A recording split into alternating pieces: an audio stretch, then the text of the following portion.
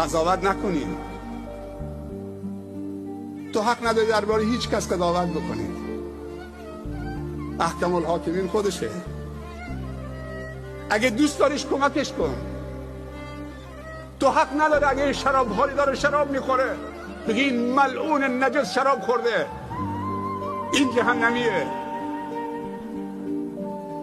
گریه و زاری و تواضع و معصیت خیلی بهتر از تکبر با عبادته. اونی که با نمازش مغروره، با 2 رکعت نماز و روزش مغروره، خیلی دورتره. آیا نمیترسی که فردا اون شرابکار توبه بکنی بیاد جای تو با نمازت مغرورید، منت سر خدا و خلق خدا میذارید میرید جای اون؟ بعضی انسان ها پشت تسبیحشون قایم شدن، بعضی انسان ها پشت حجشون قایم شدن. طرف فکر میکنه وقتی رفت حاجی شد دیگه هر کاری دلش میخواد بکنه، یه مجوز حج رفتن. بعضی ها پشت نمازشون قایم شدن، هر کسی نماز میخونه دیگه آزاده. نه، اینطوری نیست.